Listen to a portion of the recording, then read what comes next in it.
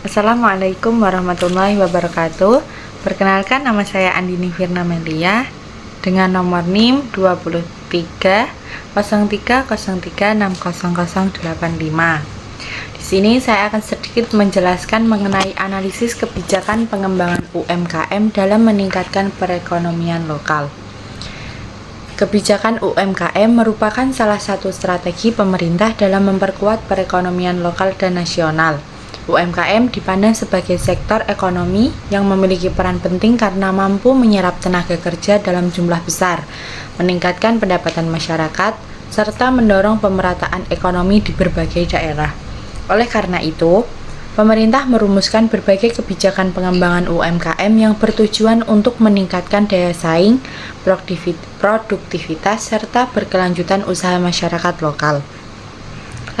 Latar belakang lahirnya kebijakan UMKM tidak terlepas dari masih rendahnya kontribusi sebagian UMKM terhadap perekonomian daerah akibat keterbatasan modal, rendahnya kualitas sumber daya manusia, serta minimnya akses terhadap pasar dan teknologi.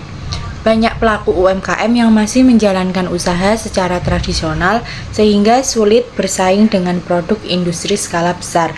Kebijakan ini diharapkan dapat menjawab permasalahan tersebut melalui pemberian dukungan permodalan, pelatihan usaha, pendampingan, serta fasilitas pemasaran produk UMKM. Dari segi substansi kebijakan, pengembangan UMKM mencakup berbagai program seperti bantuan modal usaha, pelatihan kewirausahaan, digitalisasi UMKM, serta penguatan akses pasar melalui pemeran dan platform digital. Secara normatif, kebijakan ini telah dirancang untuk mendukung pertumbuhan UMKM secara berkelanjutan. Akan tetapi, dalam praktiknya masih ditemukan ketidaksesuaian antara kebijakan yang dirumuskan dengan kebutuhan nyata pelaku UMKM, khususnya di daerah pedesaan dan wilayah terpencil. Dampak kebijakan pengembangan UMKM terhadap perekonomian lokal dapat dilihat dari sisi positif dan negatif.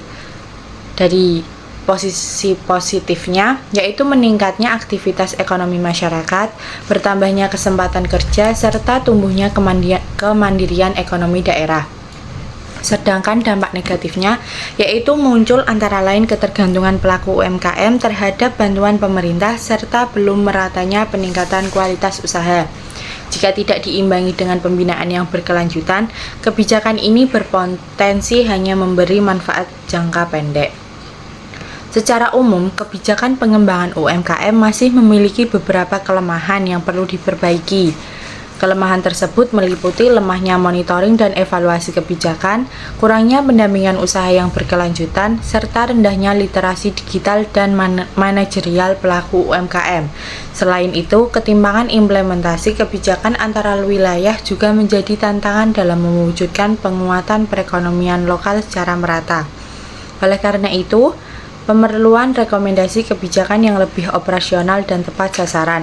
Pemerintah perlu memperkuat sinergi antarinstansi, meningkatkan kualitas pelatihan dan pendampingan UMKM berbasis kebutuhan lokal, serta mendorong pemanfaatan teknologi digital dalam pengelolaan dan pemasaran usaha. Dengan perbaikan tersebut, kebijakan pengembangan UMKM dapat diharapkan berkontribusi secara optimal dan dalam meningkatkan perekonomian lokal dan kesejahteraan masyarakat secara berkelanjutan. Terima kasih.